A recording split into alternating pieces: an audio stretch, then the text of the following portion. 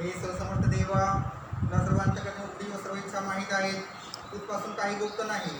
आणि पूर्णपणे तुझी स्तुती करावी व तुझ्या नावाचा महिमा यथायोग्य वर्धावा, म्हणून तू आपल्या पवित्र आत्म्याच्या प्रेरणेने आमच्या मनाने विचार शुद्ध कर. आमचा प्रभू श्री ख्रिस्त याच्याद्वारे आमेन. यमशास्त्राचा सारांश पाठ क्रमांक 9. आपला प्रभू श्री ख्रिस्त म्हणाला, हे इस्रायल आहे, आपला देव परमेश्वर अनन्य परमेश्वर आहे.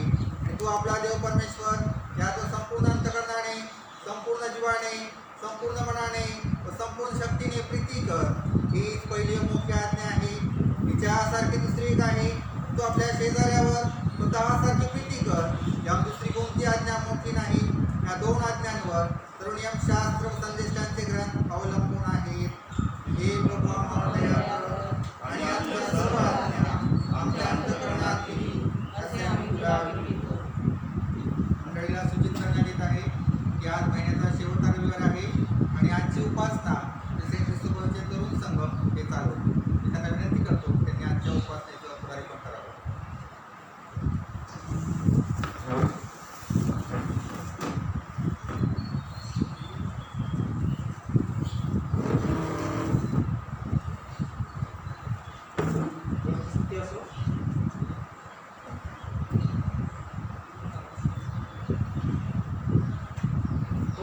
सर्व लोक सेवा करा, गीत गात त्याच्या पुढे.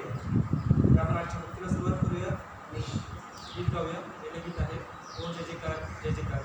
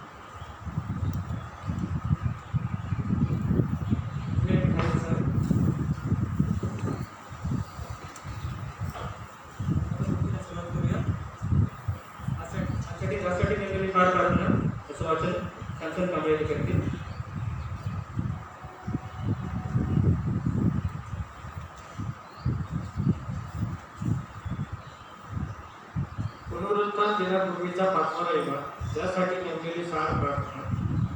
हे देव बाप्पा, तूच आमचा आश्रय व सामर्थ्य आहेस. तुझ्याच प्रेमामुळे आणि कृपेमुळे आमच्या पापांची क्षमा झाली आहे.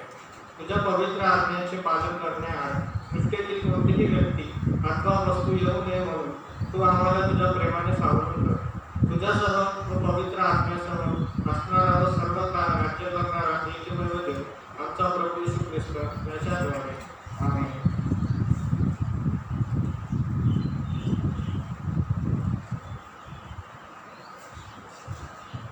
आजच्या दिवसासाठी नेमलेले सूत्रवाचन हे असण्याच्या परिषदेने आपल्याला करतील.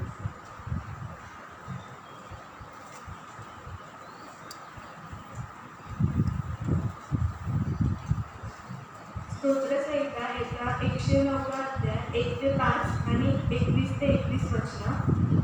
हे माझ्या स्तुतीपात्र देवा, मौन धरू नको, कारण दुष्टांनी व कपटीजनांनी मजवर तोंड सोडले आहे. ते खोडसर जिव्हेने मजविरुद्ध बोलले आहे. त्यांनी मजवर द्वेषयुक्त शब्दांचा वर्षाव केला आहे.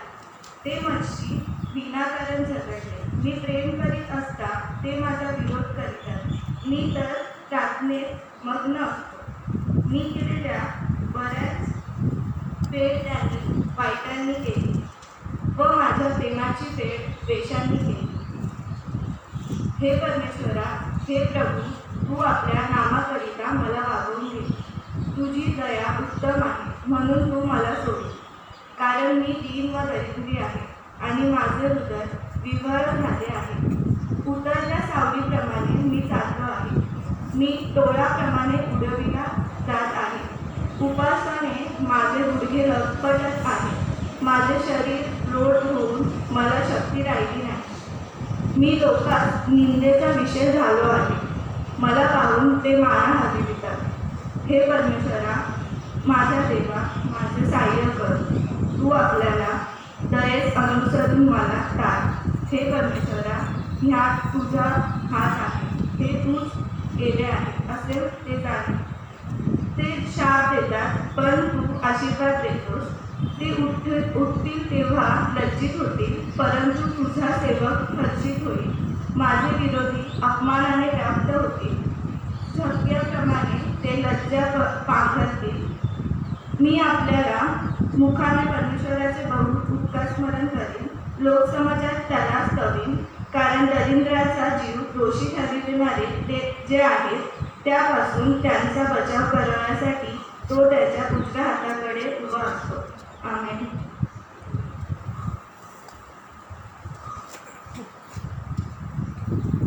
आजच्या दिवसासाठी तुम्हाला पहिला छत्रपाठ असं वाचन तुम्हाला सांगितलं.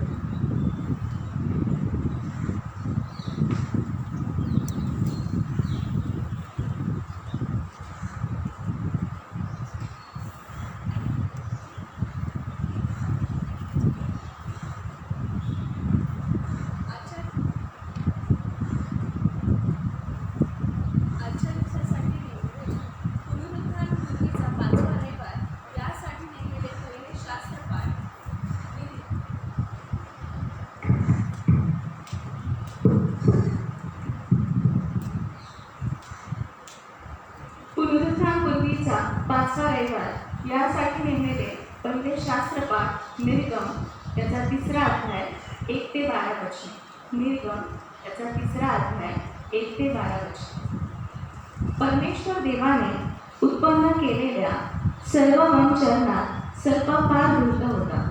तो स्त्रीला म्हणाला, तुम्ही बागेतल्या कोणत्याही झाडाचे फळ खाऊ नये असे देवाने तुम्हा सांगितले, हे खरे काय? स्त्रीने सर्पास म्हटले, बागेतल्या झाडांची फळे खाण्याची आम्हाला मोकळीक आहे, पण बागेच्या मध्यभागी असलेल्या झाडाच्या फळाविषयी देवाने सांगितले आहे की ते खाऊ नका, त्याला स्पर्श ही करू नका, कराल तर मरा. सर्प स्त्रीला म्हणाला, तुम्ही खरोखर मरणार नाही. देवाला हे ठाऊक आहे की तुम्ही त्याचे फळ खाल, त्या दिवशी तुमचे डोळे उघडतील आणि तुम्हास बरे वाईट करू टाकून तुम्ही देवासमान व्हाल. त्या झाडाचे फळ खाण्यास चांगले, दिसण्यात मनोहर आणि शहाणपणाच्या प्राप्तीस इष्ट आहे असे त्या स्त्रीला दिसून आले. तेव्हा तिने त्याचे फळ काढून खाल्ले व आपल्याबरोबर आपल्या पतीसही ते दिले व त्याने ते खाल्ले. तेव्हा त्या उघडत्यांचे डोळे उघडले आणि आपण नग्न आहोत असे त्यास कळून आले. तेव्हा त्याने अंजिराची पाने शिवून आपणासाठी कटिवेष्टने केली. त्यानंतर शिरोड्याचा वारा सुटला असता परमेश्वर देव बागेत फिरत होता. त्याचा शब्द त्यास ऐकू आला. तेव्हा परमेश्वर देवाच्या दृष्टीस पडू नये म्हणून आदाम व त्याची स्त्री ही बागेतील झाडाच्या आत लपली. परमेश्वर देवाने आदामास हाक मारून म्हटले, तू कुठे आहेस? तो म्हणाला, मी बागेत तुझा शब्द ऐकला तेव्हा मी नग्न आहे म्हणून घेऊन लपलो. देवाने म्हटले, तू नग्न आहेस हे तुला कोणी सांगितले? त्या झाडाचे फळ तू खाऊ नको अशी मी तुला आज्ञा केली होती. त्याचे फळ तू खाल्ले काय? आदाम म्हणाला, जी स्त्री तू मला सोबतीस दिली तिने त्या झाडाचे फळ मला दिले आणि ते मी खाल्ले. प्रभू वाचले वचने आपल्या सर्वांसाठी आशीर्वाद.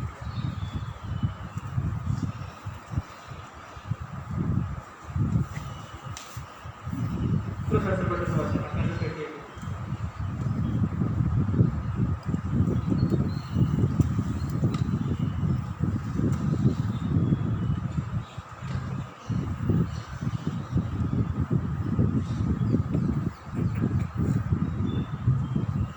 ह्या कृतीचा 5वा रविवार त्याचे दुसरे शास्त्रपाठ करंजीकराचे दुसरे पत्र त्याचा 11वा अध्याय 21 ते 21 वचन. कौटाने सोसलेली संकटे व अडचणी माझी दुर्बलता जमीन धरून हे मी स्वतःला धरून बोलतो. तरी ज्या कशात कोणी धीट असेल त्यात मीही धीट आहे हे मी मूर्खपणे बोलतो. ते इब्री आहेत काय? मीही आहे. ते इस्रायली आहेत काय? मीही आहे. ते अब्राहामाचे संतान आहेत काय? मीही आहे. ते ख्रिस्ताचे सेवक आहेत काय? मी अधिक आहे हे मी वेड्यासारखे बोलतो. श्रम करण्यास, बंदिवास सोसण्यास, बेसुमार फटके खाल्ल्यामुळे व पुष्कळ वेळा मरण संकट सोसल्यामुळे मी अधिक आहे. 5 वेळा मी यहुदाच्या हातून 39 फटके खाल्ले. 3 वेळा छड्यांचा मार खाल्ला. एकदा मला दगडमार झाला. 3 वेळा माझे गलबत फुटले व समुद्रात मी अहोरात्र घालवले. मी कितीतरी प्रवास केला.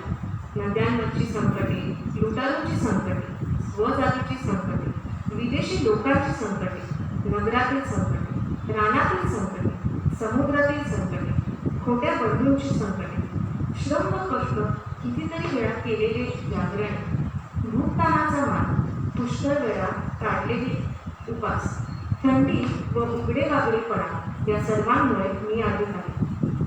शिवाय या व अशा इतर गोष्टींखेरच माझा रोजचा रगडा म्हणजे सर्व मंडळींची चिंता ही आहे. कोण अशक्त झाला असता मी अशक्त होत नाही. कोणी अडखळला गेला असता मला सांगता येत नाही. मला अडता बाळगणे भाग पडले तर मी आपल्या अशक्तपणाच्या गोष्टीचे अडता बाळगणे. देव आपल्या प्रभू येशूचा पिता जो युगानुयुग धन्यवादित आहे त्याला ठाऊक आहे की मी खोटे बोलणार नाही. वाचलेल्या वचन प्रभूचा आशीर्वाद असो. आपण सर्वजण शुभवर्तनासाठी शुभवर्तनाचं मासिक वाचन आपल्या रेडिओ सुरेश कांबळे करतो.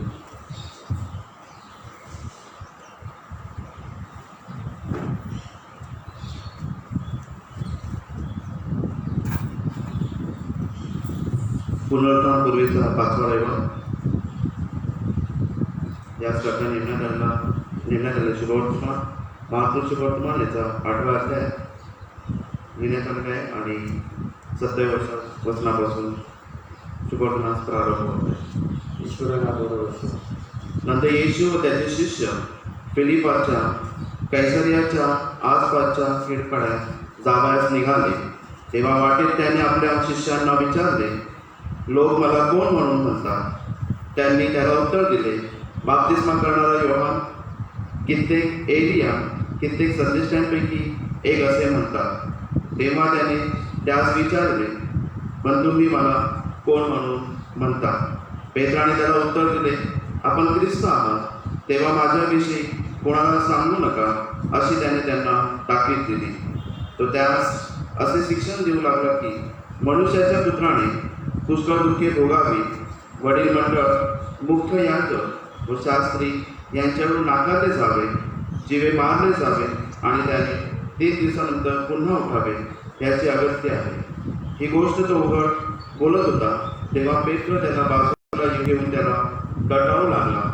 तेव्हा त्याने पण आपल्या शिष्यांकडे पाहिले व तो पेत्राला दटावून म्हणाला, सैताना, माझ्याकडून चालता हो, कारण तुझा दृष्टिकोन देवाचा नव्हे तर मनुष्यांचा आहे. मग त्याने आपल्या शिष्यांबरोबर लोकांनाही बोलावून म्हटले, जर कोणी माझा अनुयायी होऊ पाहतो तर त्याने आत्मत्याग करावा, आपला वधस्तंभ उचलून घ्यावा व मला अनुसरत राहावे. कारण जो कोणी आपला जीव वाचवू पाहतो तो त्याला मुकेल, आणि जो कोणी माझ्याकरता व सुवार्तेकरिता आपल्या जीवाला मुकेल तो त्याला वाचवेल. येथे वर्तमान समाप्त होत आहे. हे ख्रिस्ताची स्तुती असते. आपण सर्वजण उभे असताना आपला विश्वास प्रगट करूया. सर्वसमर्थ एक देव पिता, आकाश पृथ्वी आणि सर्व दृश्य उत्पन्न करणारा, त्याविषयी मी विश्वास धरितो आणि एकच प्रभू येशू ख्रिस्त देवाचा एकुलता एक पुत्र, तो सर्वपूर्वी आपल्या पित्यापासून जनित झाला, देवापासून देव, प्रकाशापासून प्रकाश, खऱ्या देवापासून खरा देव, जो जनित आहे कृत नाही, जो पित्याच्या तत्वाचा आहे, ज्यावर नवके झाले, जो मनुष्यासाठी आमच्या कारणासाठी स्वर्गातून उतरला आणि पवित्र आत्म्याच्या योगाने कुमारी मरियापासून देह झाले मनुष्य झाला आणि पंत पिलाताच्या वेळेस आम्हासाठी ज्याला कृषी दिले, ज्याने दुःख भोगले व ज्याला पुरले, जो 7 रेखाप्रमाणे 3ऱ्या दिवशी पुन्हा उठला आणि स्वर्गात चढला आणि पित्याच्या उजवीकडे बसला आहे, आणि तो जिवंतांचा मेलेल्यांचा न्याय करायला बरोबरने पुन्हा येणार आहे. त्याच्या राज्याचा अंत होणार नाही. त्या दिवशी विश्वास धरितो आणि पवित्र आत्मा, जो प्रभू जिवंताचा पिता पुत्र यापासून तो निघतो आणि पिता पुत्र यासह त्याची आराधना गौरव होते, जो भविष्यवाण्यापासून बोलत असे, त्या दिवशी मी विश्वास धरितो आणि एक पवित्र कॅथलिक व बेचित एक विषयी मी विश्वास धरितो. पापांच्या क्षमेसाठी एक बाप्तिस्मा घेण्यास मी पद करीतो आणि मेलेल्यांचे पुनरुत्थान व परलोकीचे जीवन यांची मी प्रतीक्षा करतो. आमेन. मंडळी बसा. आता त्यासाठी जो वचनाचा मान आम्ही आपल्यासाठी वाचून सुरू घेणार आहे. इथे आम्ही करतो की तरी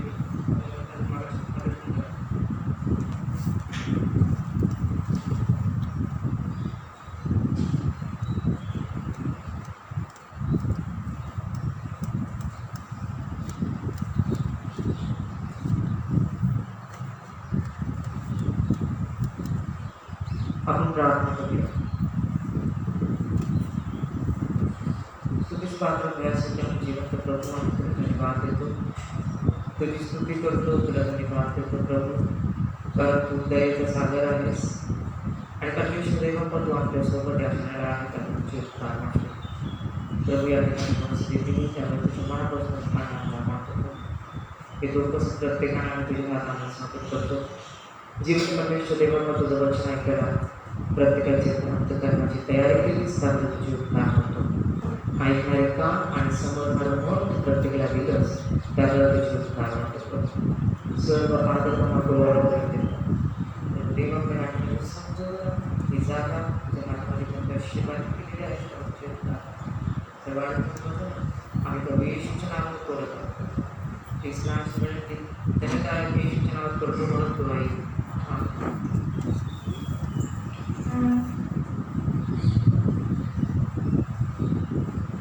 तर आजच्या दिवसासाठी आपण देवाचं वचन पाहणार आहोत आणि आजचा जो टॉपिक किंवा जो थीम आहे ते म्हणजे अथॉरिटी ऑफ जीसस.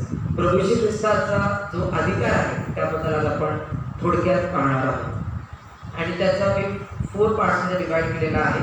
ते म्हणजे अथॉरिटी ओव्हर द युनिवर्स, म्हणजे प्रभू येशू ख्रिस्ताचे अखिल सृष्टीवरती असलेला अधिकार. दुसरा म्हणजे अथॉरिटी इन हिज वर्ड, म्हणजे प्रभू येशू ख्रिस्ताच्या शब्दाचा अधिकार.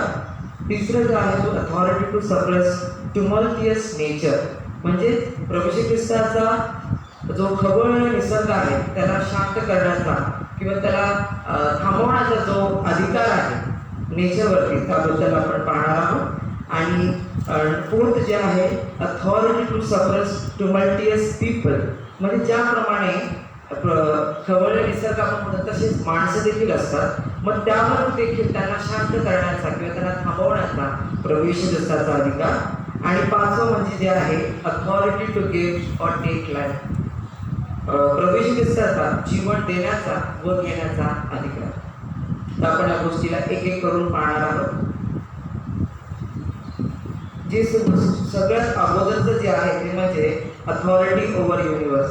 आपण पाहतो योबाचं पुस्तक याचा 26वा अध्याय आणि 11 ते 13 वचनामध्ये असं म्हटलेलं आहे की त्याच्या धाकाने गगनस्तंभ थरथर कापतात व भयभीत होतात. तो आपल्या सामर्थ्याने समुद्र शमवितो, तो आपल्या बुद्धिबलाने राहा छिन्न भिन्न करतो. तो त्याच्या निश्वासाने आकाशाची शोभा प्रकट होते. त्याच्या हाताने धावता राक्षसी सर्प वेधलेला आहे. आणि या ठिकाणी आपण पाहतो की कशा प्रकारे देवाचा अधिकार या संपूर्ण सृष्टीवरती आहे. म्हणजे जर आपण पाहिलं की जो आकाश आहे त्या ते देखील परमेश्वराला किंवा त्याच्या सामर्थ्याला, त्याच्या गौरवाला देखील ते कसे थरथर कापतात व भयभीत होतात. आणि आपण आपल्या बायबलमध्ये अशी पुष्कळशी उदाहरणं आहेत की त्यामध्ये पाहिलं मिळतं की जो निसर्ग आहे ते देखील परमेश्वराच्या शब्दावरती आधारित आहे. म्हणजे परमेश्वर शब्द बोलला आणि सगळ्या गोष्टी घडून आल्या, त्या देखील आपल्याला पाहायला मिळतात. आणि आपण अगदीच पाहतो की जे आकाशाचे तारे आहेत ते सुद्धा वचनामध्ये म्हटले ते त्याचा काउंट सुद्धा परमेश्वराला माहिती आहे आणि त्याप्रमाणे तो प्रत्येकाला बोलवत. त्याचं रेफरन्स आहे सूत्रसंहिता 147 याचं 4 आणि 5 वचन. त्याचप्रमाणे आणखीन एक वचन आपण असं सांगतं की आपले डोळे वर करून पहा, ह्यांना कोणी उत्पन्न केले. तो त्यांच्या सैन्याची मोजणी करून त्यांना बाहेर आणतो. तो त्या सर्वांना नावाने हाक मारतो.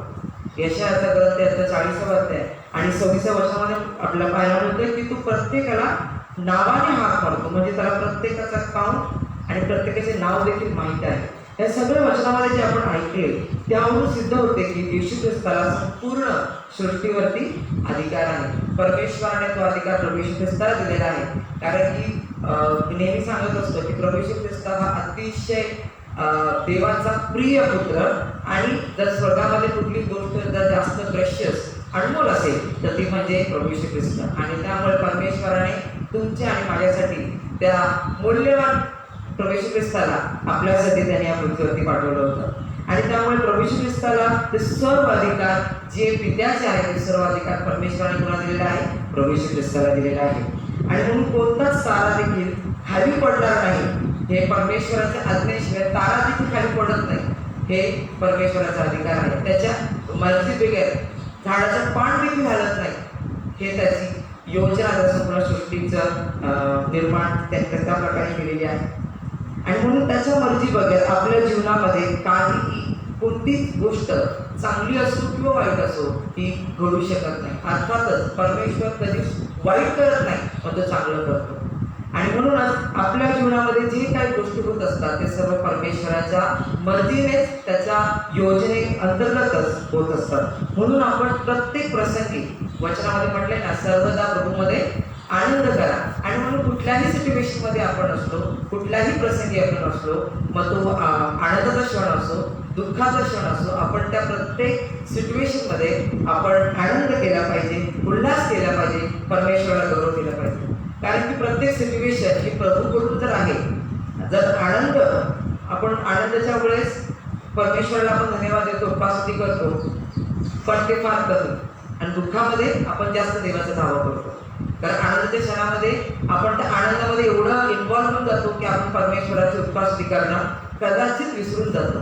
पण दुःखामध्ये जास्तीत जास्त परमेश्वराच्या जवळ जातो. का? कारण त्यावेळेस आपल्याला आश्रय, आपल्या देवाकडून एक आधार पाहिजे असतो, जो कदाचित आपल्या लोकांकडून किंवा आपले जे नियर वन्स आहेत त्याच्याकडून आपल्याला कदाचित मिळत नाही. म्हणून आपण त्यावेळेस काय करतो? परमेश्वराकडे जास्त धावा करतो. आता आता दुसरं जर आपण पाहिलं तर अथॉरिटी इन हिज वर्ड, परमेश्वराच्या प्रभू येशू ख्रिस्ताच्या शब्दामध्ये काय आहे? सामर्थ्य आहे. जर आपण पाहिले हिब्री पत्र याचा 1 अध्याय आणि 3 वचन असं सांगत आहे की हा येशू त्याच्या गौरवाचे तेज व त्याच्या नावाचे प्रतिरूप असून आपल्या सामर्थ्याच्या शब्दाने विश्वधार आहे आणि स्वतः आमच्या पापांची शुद्धी केल्यावर तो ऊर्ध्वलोकी राजवैभवाच्या उजवीकडे बसला आहे. आता यामध्ये काय म्हटलेलं आहे की येशू मध्ये अधिकार आहे. हालेलुया. या ठिकाणी काय म्हटले की येशू मध्ये अधिकार आहे आणि म्हणून त्याच्या गौरवाचे तेज व त्याच्या नावाचे प्रतिरूप असून आपल्या सामर्थ्याच्या शब्दाने विश्वधार आहे. आणि आपल्या ठिकाणी पाहायला मिळते की प्रभू येशू ख्रिस्ताच्या नावामध्ये अधिकार आहे. आणखीन एक आपण जो वचन पाहिलं यशायाचा 55 अध्याय आणि 11 वचन त्यामध्ये असं लिहिलंय की त्याप्रमाणे माझ्या मुखातून निघणारे वचन होईल. ती माझी इच्छा पूर्ण केल्यापासून व ज्या कार्यासाठी मी ते पाठवले ते केल्यापासून माझ्याकडे विफळ होऊन परत येणार नाही. हे वचन बायबलमध्ये लिहिलेलं आहे की जे काही परमेश्वराच्या मुखातून निघालेले वचन आहे किंवा जे परमेश्वर एकदा बोलला, उत्पत्तीच्या पहिल्या अध्यायामध्ये आपल्याला पाहायला मिळतं की देव बोलला आणि त्या गोष्टी घडत गेल्या. फक्त त्याने मनुष्याला त्याने स्वतः बनवलेला आहे. So this means that we are very close to Jesus. बरोबर. आणि म्हणून परमेश्वराने काय केलेलं आहे? सगळ्या गोष्टी शब्दाने बोलला आणि त्या गोष्टी होत गेल्या. आपण या वचनामध्ये पाहिलं यशायाच्या 55 अध्यायामध्ये 11 वचनामध्ये म्हटलं की परमेश्वराच्या मुखातून निघणारे वचन होईल. ते इच्छा पूर्ण केल्याशिवाय ते परत त्याच्याकडे जात नाही. जर बायबलमध्ये आपल्याला पुष्कळशा प्रोफेसीज पाहायला मिळतात की त्यामध्ये प्रभू येशू ख्रिस्त बोलला, परमेश्वर जुन्या करारामध्ये बोलला आणि त्या गोष्टी तसा होत गेल्या. म्हणजे जे काय देव बोलतो ते पूर्ण झाल्याशिवाय ते परत येत नाही. या ठिकाणी असं म्हटले ज्या कार्यासाठी मी ते पाठवले ते केल्यापासून माझ्याकडे विफळ होऊन परत येणार नाही. म्हणजे ज्या उद्दिष्टासाठी ते वचन देव बोलला किंवा ते वाक्य जे देव बोलला ते पूर्ण केल्याशिवाय ते परत येत नाही. आणि म्हणून यशाया या वचनामध्ये आपल्याला सांगतो की सर्व समर्थ परमेश्वराच्या मुखातून निघणाऱ्या शब्दाचे सामर्थ्य कसे आहे त्या वचनामध्ये मिळतं. कसं आहे ते की विफळ होऊन ते परत कधीच येत नाही. आणि म्हणून प्रभू आपले वचन पाठवून त्यांना बरे करतो, नाशापासून त्यांचा बचाव करतो. स्तोत्रसंहिता 104 आणि 20 वचनामध्ये म्हटलंय की परमेश्वर आपले वचन पाठवून आपल्याला आरोग्य देतो. आणि म्हणून जेव्हा आपण आजारी असतो त्यावेळेस आपण काय करतो? बायबल वाचतो, शास्त्र पाठ वाचतो आणि त्यामध्ये वचन दिलेलं आहे की तुमच्या आमच्या आपल्यासाठी प्रभू येशू ख्रिस्त वधस्तंभावरती खिळला गेला आणि येशूला बसलेल्या फटक्याने आपल्याला काय मिळालेलं आहे? आरोग्य मिळालेलं आहे. आणि हे वचनच आहे जे आपल्याला काय करतं? आरोग्य देतं. आपण जास्तीत जास्त आता उपास समय चालू आहे 4 दिवसामध्ये, अनेकांनी कदाचित उपासही करत असतील तर त्याच्यामध्ये काही लोक फक्त 1 टाइम मील एकदा जेवण करतात किंवा त्या पद्धतीने त्यांचा विश्वास आहे त्या पद्धतीने करतात. तर आपण जास्तीत जास्त वेळ पाण्यावरती आपण थोडा काळ राहू शकतो, बरोबर. पण जर अन्नच नसेल तर आपण काही काळानंतर आपण वीक पडतो. सेम वे जर आपण फक्त प्रार्थनाच करत राहिलो आणि जर जे रिअल फूड आहे देवाचं वचन, जर आपण देवाच्या वचनावरती मनन केलंच नाही, देवाचं वचन आपण वाचलंच नाही आणि त्यावरती जर आपण मेडिटेट केलंच नाही तर आपण जास्त वेळ आपलं ख्रिस्ती जीवन आपण त्याच्यामध्ये विश्वासामध्ये जास्त दिवस स्थिर राहू शकणार नाही. त्यासाठी प्रार्थनाबरोबर आपल्याला वचनही पाहिजे. आणि म्हणूनच देवाच्या मुखातून निघालेले जे वचन म्हणजे आपण पाहतो पवित्र शास्त्र, त्याचा आपण काय करतो? आपण ते वाचतो, कारण आपला विश्वास आहे की ते प्रभूकडून आपल्याला मिळालेलं आहे. आणि म्हणून पवित्र आत्म्याच्या सहाय्याने लिहिले गेलेले पुस्तक म्हणजे पवित्र शास्त्र ज्यावेळेस आपण वाचतो तर ते वाचल्यानंतर आपण काय करतो? विश्वासाने स्वीकारतो, तेव्हा देवाचं वचन आपल्या जीवनामध्ये ऍक्टिव्हेट व्हायला सुरुवात होते. आणि म्हणूनच देवाच्या शब्दामध्ये काय आहे? अथॉरिटी आहे, अधिकार आहे. आणि ज्यावेळेस आपण देवाचे शब्द म्हणजे पवित्र शास्त्रामध्ये लिहिलेली वचनं ज्यावेळेस त्या वचनाला घेऊन आपण अधिकाराने प्रार्थना करतो त्या अर्थाने त्यावेळेस खऱ्या अर्थाने आपल्याला ते वचन आपल्या जीवनामध्ये लागू होतं. उदाहरणार्थ जर तुमच्या फॅमिलीमध्ये काही आर्थिक इश्यू आहे तर त्यावेळेस जर आपण वचनामध्ये म्हटलं की प्रभू येशू ख्रिस्त तुमच्या माझ्यासाठी धनवान असूनही काय झाला, तो गरीब झाला. जर आपण ते वचन विश्वासाने कबूल केलं, प्रार्थनेमध्ये म्हटलं प्रभू तुझं वचन सांगतं की प्रभू येशू ख्रिस्त धनवान असूनही आमच्यासाठी दरिद्री गरीब झाला, जेणेकरून आम्ही जे ख्रिस्तावरती विश्वास ठेवतात ते कसे व्हावे, धनवान व्हावे. तर ज्यावेळेस आपण वचन धरून प्रार्थना करतो, आपल्या जीवनामध्ये काहीतरी हालचाल सुरुवात होते. आणि ती काय होतं की आपण वचनाला विश्वासाने प्रार्थना करतो आणि परमेश्वराला आपण ज्यावेळेस तो अधिकार जो परमेश्वराने आपल्याला दिलेला आहे त्या अधिकाराचा आपण वापर केल्यामुळे काय होतं, आपल्याला जी गोष्ट पाहिजे ती गोष्ट आपल्याला प्रभू नक्कीच देतो. आणि म्हणून तुम्हाला मला पहिली गोष्ट आपल्याला अधिकार जो परमेश्वर दिलेला आहे ते माहीत पाहिजे. आणि म्हणून तो आपल्या सामर्थ्याने काय करतो, समुद्र देखील शमवतो. आपण पाहिलेलं योबाच्या पुस्तकामध्ये आपण वचन आता ऐकलं की तो त्याच्या शब्दाच्या सामर्थ्याने समुद्र देखील शांत करतो. आणि त्याच्या एवढ्या वचनामध्ये सामर्थ्य आहे. आणखीन एक आपल्याला तो स्टोरी प्रत्येकाला माहितीच असेल, मार्कुस वर्तमानाचा 4था अध्याय आणि 37-39 वचनामध्ये म्हटलेलं आहे की मोठे वादळ ज्यावेळेस प्रभू येशू ख्रिस्ताचे शिष्य त्या मछवामध्ये होते आणि मोठे वादळ आदळत होतं त्या मछवावरती आणि ते सगळं पाणी त्या मछवामध्ये काय होतं, भरत होतं. आणि त्यावेळेस येशू ख्रिस्त झोपलेला होता. आणि पण त्यावेळेस सर्व शिष्य घाबरले आणि काय म्हणाले, गुरुजी आपण बुडत आहोत आणि तुम्ही काय झोपला. त्यावेळेस आपल्या माहिती प्रभू येशू ख्रिस्ताने काय केलं, त्या ठिकाणी मोठी स्पीच दिली नाही. तर प्रभू येशू ख्रिस्ताने त्या ठिकाणी काय केलं, तो फक्त उठला आणि त्याने वाऱ्याला धमकावले आणि समुद्राला म्हटले उगा राहा, शांत हो. आणि मग लगेच काय झालं, वारा पडला व अगदी निवांत झाले. प्रभू येशू ख्रिस्ताने काय केलं, त्याचा अथॉरिटीचा त्याने त्या ठिकाणी यूज केला. हालेलुया. त्याने काय केलं, त्याचा अधिकाराचा वापर केलेला आहे. कारण ज्यावेळेस आपल्याला आपला अधिकार माहीत असेल तर आपण त्या अधिकाराचा काय करू, वापर करू. आणि म्हणूनच एवढेच नव्हे तर आपल्याला आणखीन एक उदाहरण पवित्र शास्त्रामध्ये पाहायला मिळतं, ते म्हणजे गरसेकर भूतग्रस्ताला येशू बरे करतो. मार्कुस वर्तमानाचा 5वा अध्याय आणि 8वं वचन. त्यामध्ये आपल्याला पाहायला मिळतं की जो गरसेकर भूतग्रस्त असतो त्याला प्रभू येशू ख्रिस्त कशा प्रकारे त्या अशुद्ध आत्म्यापासून त्याला त्याची सुटका करतो.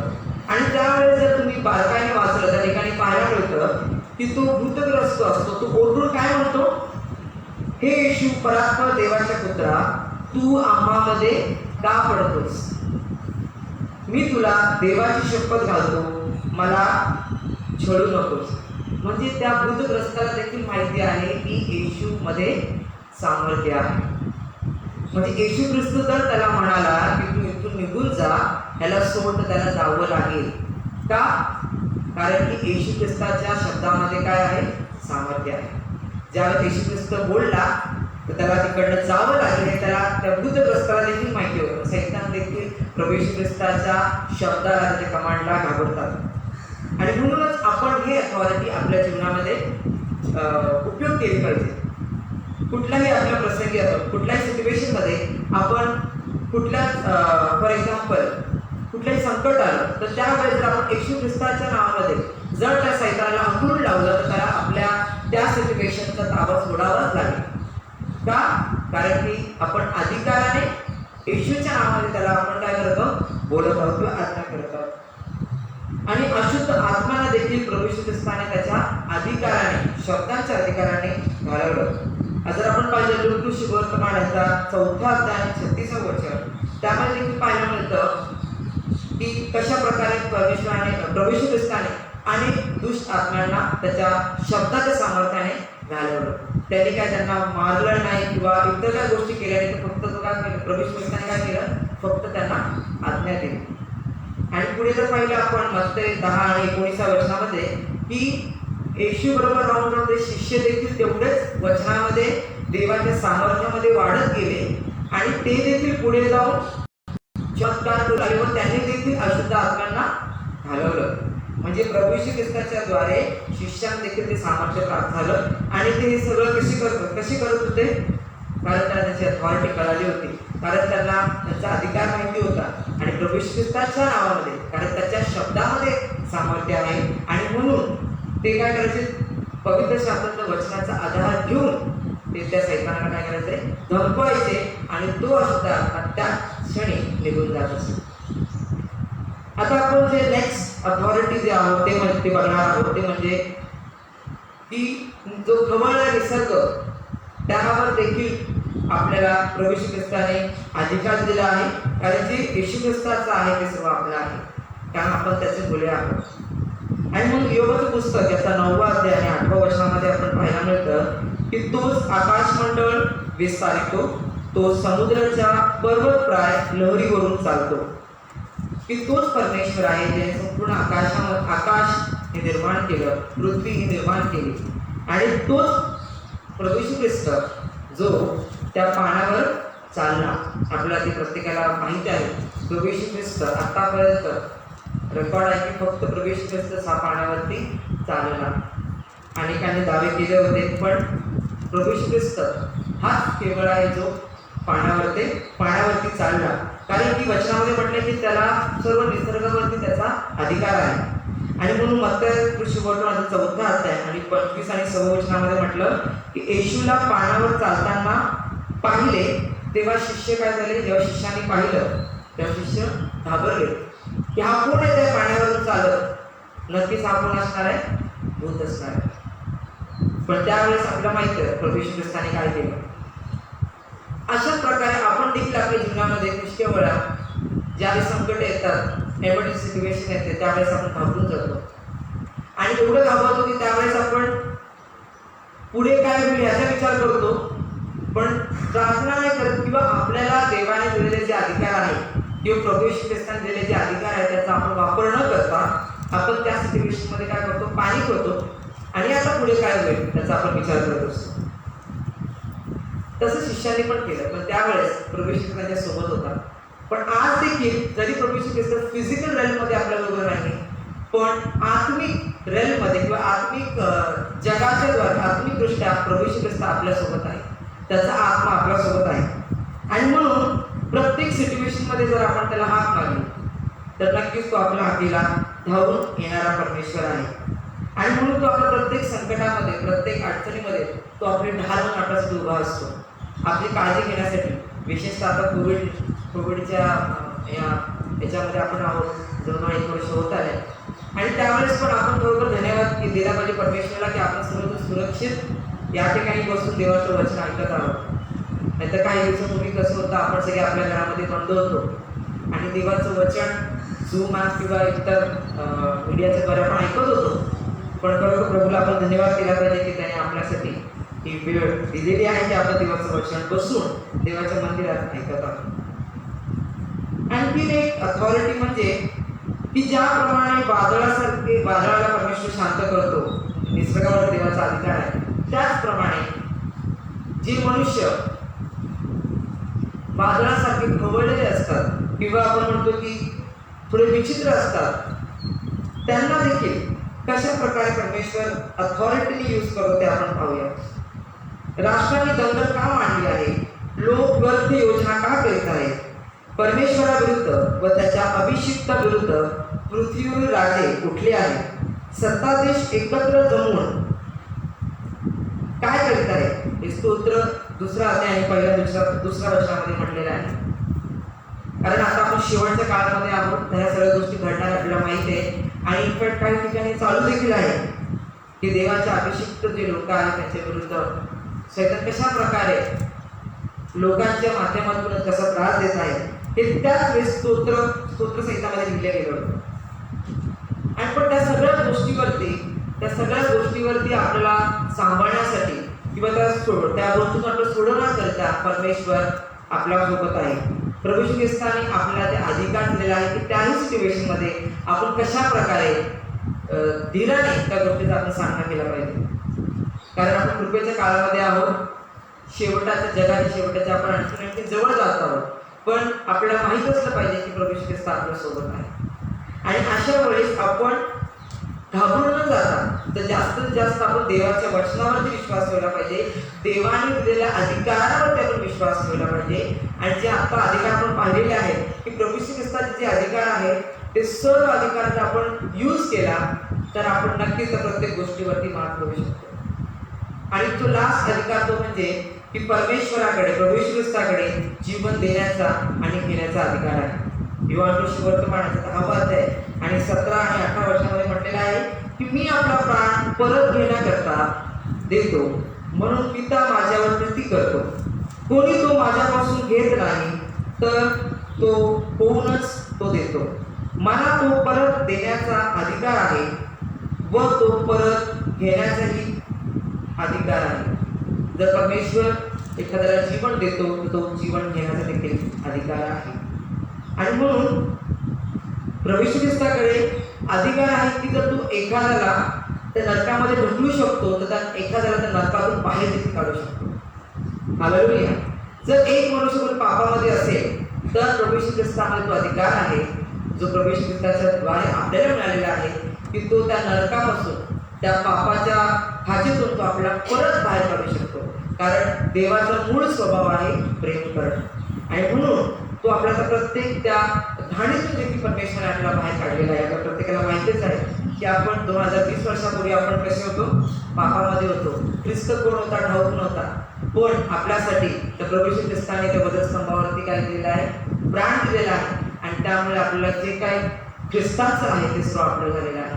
कारण वचन सांगते की त्याने आपल्याला काय केलं, दत्तक म्हणून दत्तक पुत्र म्हणून त्याने आपल्याला विकत घेतलेला आहे. आपण त्याच्या रक्ताद्वारे विकत घेतलेला आहे आणि त्यामुळे जे काय परमेश्वराचं आहे ते सर्व आपलं आहे. जर आपण या गोष्टीचा ह्या सर्व अधिकाराचा जर आपल्या जीवनामध्ये आपण उपयोग केला तर नक्कीच आपण प्रत्येक संकटाला तोंड देऊ शकतो. आणि आपल्याला हे अधिकार माहीत असले पाहिजे की जे अधिकार परमेश्वराने ख्रिस्ताला दिलेले आहेत ते सर्व अधिकार आपले आहेत. कारण आपण त्याचे मुले आहोत. या प्रार्थना करू. Thank you Jesus. प्रभू आम्ही तुला धन्यवाद देतो, तुझी स्तुती करतो राजा, कारण तू सर्वशक्तिमान परमेश्वर आहेस. तू राजांचा राजा आहेस, तू प्रभूंचा प्रभू आहेस. जिवंत परमेश्वर देव बाप्पा, आम्ही जे काय तुझे वचन आता ऐकलेलं आहे प्रभू, तुझे अधिकार आम्ही पाहिलेले आहेत प्रभू. परमेश्वर देव बाप्पा, ते अधिकार प्रत्येकाला समजण्यासाठी विशेष तू सहाय्य कर की प्रभू आम्ही आमची ख्रिस्तामध्ये जी ओळख आहे ती ओळखून घ्यायचं कर प्रभू देव बाप्पा. तर वचनामध्ये म्हटलेलं आहे की प्रभू आम्ही निवडलेले वंश आहोत, आम्ही राजकीय याजकगण आहोत, देवाचे स्वतःचे लोक, पवित्र राष्ट्र, ही आमची ख्रिस्तामध्ये ओळख आहे प्रभू. ही ओळख प्रत्येकाला समजण्यासाठी विशेष तू सहाय्य कर, मार्गदर्शन दे प्रभू देव बाप्पा. धन्यवाद करतो प्रभू देव बाप्पा. प्रत्येकाच्या हृदयाला तू स्पर्श कर, प्रत्येकाच्या अंतःकरणाला तू स्पर्श कर प्रभू. धन्यवाद करतो प्रभू. धन्यवाद येशू. जय येशू, जय येशू, जय येशू, जय येशू. हो प्रभू, आमच्या अंतःकरणामध्ये, आमच्या मनामध्ये केवळ येशू तुझं नाव असू दे, आमच्या जीवनामध्ये केवळ येशू तुझं नाव असू दे. आणि म्हणून गीतकार असं म्हणतो, मेरे मन में तू ही तू, मेरी नजर में तू ही तू, मेरे होठों पे तू ही तू, मेरे दिल में तू ही तू. जय येशू, जय येशू, जय येशू, जय येशू. हो परमेश्वर देव बाप्पा, प्रत्येकाच्या हृदयामध्ये तुझं नाव म्हणलं जाऊ दे, प्रत्येकाच्या हृदयामध्ये अंतःकरणामध्ये प्रभू देव बाप्पा केवळ तुझं नाव असू दे परमेश्वर देव बाप्पा. प्रत्येकाच्या पोटावरती केवळ तुझं नाव आणि तुझंच नाव असू दे परमेश्वर देव बाप्पा. प्रभू देव बाप्पा, जे काय अथॉरिटी पाहिजे आहे प्रभू, जे अधिकार आम्ही तुझ्या वचनामध्ये आम्हाला समजलेले आहे देव बाप्पा, ते प्रत्येकाने ते जीवनामध्ये देव बाप्पा त्याचं देव बाप्पा त्यांनी युटिलाइज करावं आणि प्रभुदेवा ते अधिकार त्यांना समजण्यासाठी विशेष सहाय्य आणि मार्गदर्शन कर परमेश्वर देव बाप्पा. हे ख्रिस्त येशूमध्ये परमेश्वर देव बाप्पा तू आम्हाला सर्वांना प्रभू त्या बंधनापासून मुक्त केलेला आहे. त्या बंधनाला तुला धन्यवाद देतो, तुझी स्तुती करतो, तुला धन्यवाद देतो जिवंत परमेश्वर देव बाप्पा. देव बाप्पा जरी या कोरोनाच्या काळामध्ये आम्ही सगळेजण आहोत प्रभू देव बाप्पा, पण प्रभू देव बाप्पा जितकी ख्रिस्तामध्ये आहे देव बाप्पा आम्हाला घाबरण्याची गरज नाही, आम्हाला भीती बाळगण्याची गरज नाही, कारण ख्रिस्त आमच्या सोबत आहे, ख्रिस्त आमच्या बरोबर आहे प्रभू देव बाप्पा. आणि याही संकटामध्ये प्रभू देव बाप्पा तू आम्हाला वेगळं किंवा आम्हाला सोडलेलं नाही प्रभू देव बाप्पा, तू आमच्या सोबत आहे त्याबद्दल धन्यवाद करतो प्रभू. पुन्हा एकदा देव बाप्पा आम्ही तुला धन्यवाद करतो, विशेष प्रार्थना करतो देव बाप्पा या संपूर्ण आमच्या राष्ट्रासाठी देव बाप्पा.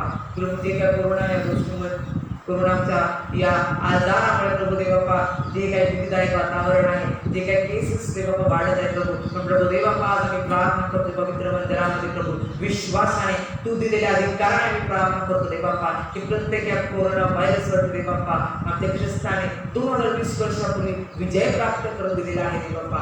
आणि त्याच अधिकाराने देव बाप्पा आम्ही त्यावरती देव बाप्पा तुझं नाव घेत आहोत प्रभू देव बाप्पा. आणि कुठल्याच इन्फेक्शन देव बाप्पा जे तुझ्यावर विश्वास होता देव बाप्पा ते कोणाला तुझं इन्फेक्शन होणार नाही देव बाप्पा. तुझं आरोग्य संपूर्ण आमच्या राष्ट्रावरती आम्ही प्रकट करतो देव बाप्पा. याचा प्रादुर्भाव देव बाप्पा तू पूर्णपणे देव बाप्पा कमी केलेला आहे, त्याबद्दल तुझं खान म्हणतो देव बाप्पा. सर्व आदर गौरव तुला देतो देव बाप्पा. इथे उपस्थित प्रत्येकाने तुझं शिवारित केलेला आहे तुझ्या वचनाच्या द्वारे, त्याबद्दल आम्ही धन्यवाद करतो. ही स्नानाची विनंती धन्यतार प्रभू येशूच्या नावात करतो म्हणून तो आहे.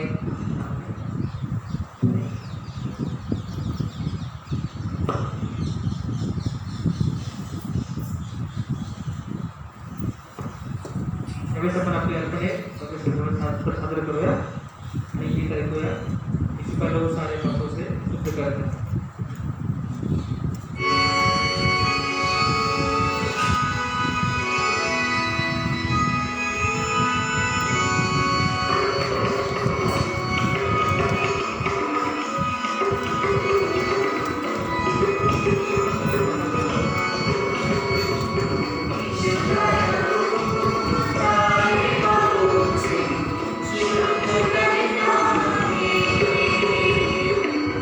Thank you.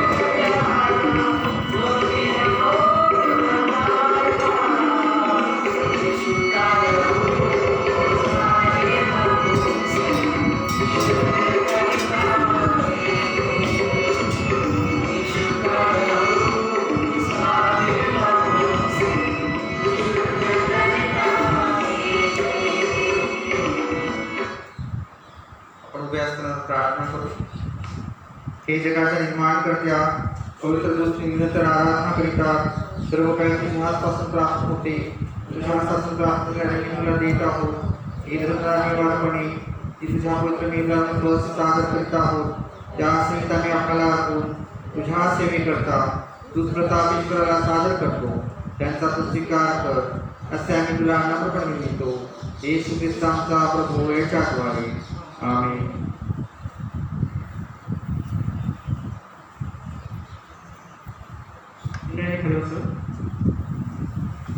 त्यावेळेस आपण मध्यस्थ प्रार्थना करणार आहोत आणि मध्यस्थ प्रार्थनेचं पुढारी पण सुमित हे करणार आहे.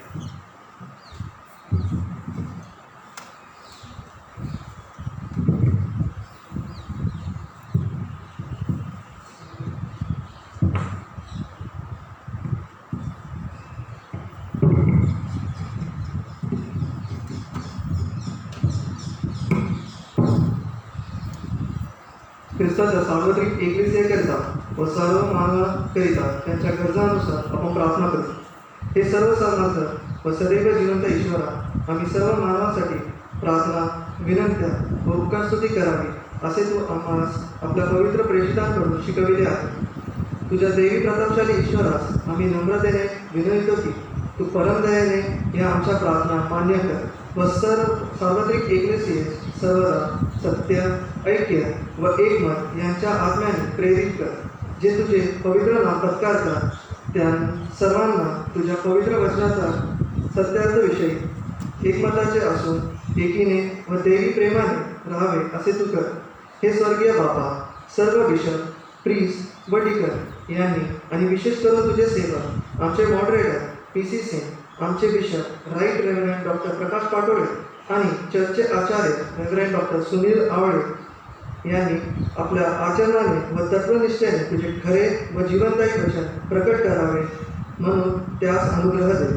तुझे एकलेसियाची उभारणी व शुभवर्तमानाचा प्रसार करावा म्हणून ज्या तुझ्या सेवकास निरनिराळी कामे करण्यास तू पाचारण केले आहेस त्यांना आशीर्वाद दे आणि सर्व जग तुझ्या सत्याच्या ज्ञानाने भरले जावे असे कर. तुझ्या सर्व लोकांनी आणि विशेष करून जे भक्त इथे जमले आहेत त्यांनी नम्र अंतकरणाने व योग्य भक्तिभावाने तुझे पवित्र वचन ऐकून स्वीकारावे आणि तुझी सेवा खरेपणाने, पवित्रपणे व धार्मिकतेने आयुष्यभर करावी म्हणून तू त्यास आपला दिव्य अनुग्रह दे. आम्ही तुला विनवितो की सर्व राष्ट्रांना नीतिमत्तेच्या व शांततेच्या मार्गाने चालेल आणि त्यांचे राज्यकर्ते, विशेष करून आमच्या राष्ट्रपती, पंतप्रधान, राज्यपाल व अधिपत्याखाली असलेले अधिकारी यांनी तुझ्या लोकांस न्यायाने व शांततेने वागवावे म्हणून त्यास मार्गदर्शन कर. आम्ही तुला अशीही विनंती करीतो की तुझ्या स्वर्गीय आशीर्वादाने टंचाई व दुष्काळ यापासून आमचा बचाव व्हावा आणि भूमीचे उत्पन्न हंगामानुसार कृतज्ञतेने अंत्यकरणाने आम्ही उपभोगावे असे तू कर. हे प्रभू, आम्ही तुला अत्यंत नम्रतेने विनवितो की या नश्वर आयुष्यात जे कोणी क्लेश, शोक, अडचण, दुखणे अथवा दुसरी कोणतीही विपत्ती यांनी पीडित असतील, तुझे सेवक विल्यम आणि तुझी सेविका शकुंतला आढाव त्यांचे तू सांत्वन कर व सहाय्य कर. जे तुझे सेवक तुझा विश्वास व भय धरून निवर्तले आहे त्यांचे तू रक्षण करावे म्हणून त्यास आम्ही तुझ्या पितृवध करूनच निरवितो. तुझ्या सर्व संतांद्वारे जो अनुपम अनुग्रह व सद्गुण प्रगट झाले आहे त्याबद्दल तुझी परमस्तुती करीतो व तुझे आभार मानतो आणि विनवितो की आम्ही त्यांच्याप्रमाणे विश्वासात स्थिर राहून तुझ्या पवित्र आज्ञा पाळण्यात यासाठी की तुझ्या पुत्राच्या रहस्यमय शरीराचे अवयव आहेत त्यांनी व आम्ही शेवटच्या दिवशी तुझ्या स्वर्गीय राज्याचे सहभागी व्हावे. हे बाबा, आमचा एकच मध्यस्थैव कैवारी येशू ख्रिस्त जो पवित्र आत्म्याच्या ऐक्यात तुझ्यासह एकच देव असून सदैव जिवंत राहतो व राज्य करीतो त्यांच्या प्रित्यार्थ असे कर. आमेन.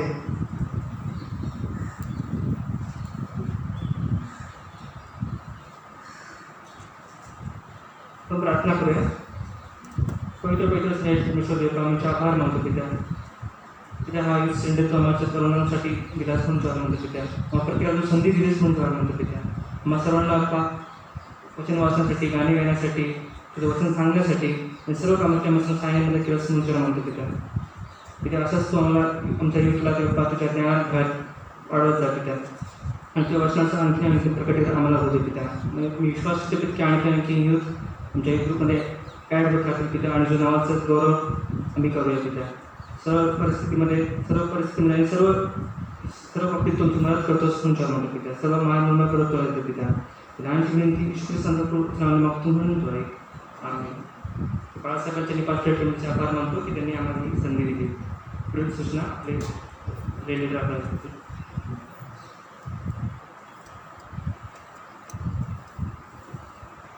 प्रभूच्या नावाला धन्यवाद असो की आपल्या पुन्हा एकदा परमेश्वराने त्याच्या भक्ती मंदिरात उपस्थित राहून उपासनाची संधी दिली आहे. खरोखर परमेश्वर महान आहे. सर्व ठिकाणी उपस्थित आहे आपल्याला नेहमी सांभाळत असतो. आज आपले बाळासाहेब काही कामाने येऊ शकले नाही, परंतु त्यांच्या वतीने देखील आम्ही दोघे लिडर आपल्या सर्व संघाचे मनपूर्वक आभार मानतो. चांगल्या रीतीने आपण कृत्य चालवली आणि उपदेश खूपच सुंदर केलेला. धन्यवाद. एक सूचना आहे, ज्यांनी कोणी स्वर्णाकाराचे डबे अजून नेले नसतील, बाहेर स्वर्णाकाराचे डबे आहेत, आपण घेऊन जाऊ शकता. ज्यांनी कोणी अजून राख नेली नसेल किंवा देऊ शकले नसेल राखेच्या बुधवारी, त्यांच्याकरता पाऊच अवेलेबल आहे. ते पाऊच घेऊन जाऊ शकता आणि आपली भक्ती ठरलेल्या वेळेप्रमाणे दर रविवारी सकाळी 9 वाजता होईल. काही सूचना असेल तर आपल्याला आपल्या संकेत ग्रुपवर आपले सन्मानित बाळासाहेब वेळोवेळी घेते. धन्यवाद.